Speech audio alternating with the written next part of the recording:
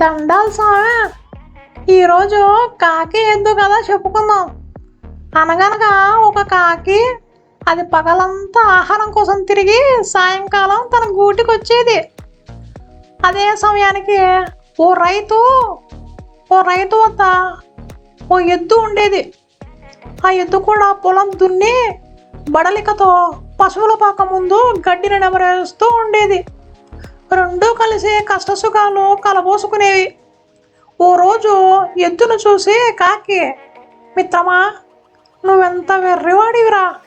ఆ రైతు చూడు, నీ మెడపై కాడిని ఉంచి పగలంతా చాకరీ చేయించుకుని సాయంత్రానికి 4 గడ్డి పరకలు కాస్త కుడితి నీ మహాన పడవేసి చేతులు దులుపుకుంటున్నాడు.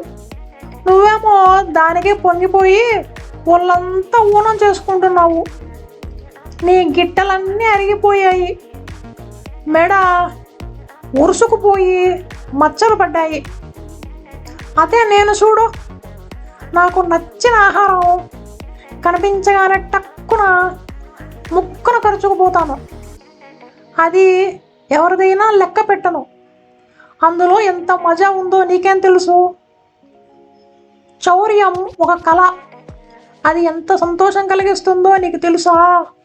ఇకనైనా నిజం గ్రహించు, నీ బంధనాలు తెంచుకో, పచ్చిక బయళ్ళలో హాయిగా స్వేచ్ఛగా విహరించు అంటూ హితోపదేశం చేసింది.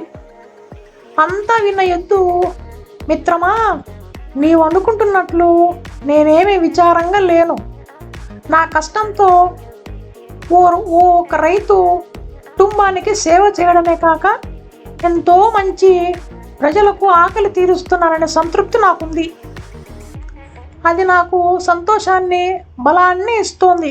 కాబట్టి నీ సలహాను పాటించలేకపోతున్నందుకు క్షమించు మిత్రమా అంది ఆవు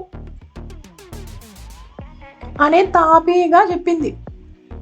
ఆ మాటలతో కాకి కళ్ళు తెరుచుకున్నాయి. తన ప్రవర్తనను మార్చుకోవాలని నిర్ణయించుకుంది. దండాలు స్వామి, ఉంటాను, మళ్ళీ కలుసుకుందాం.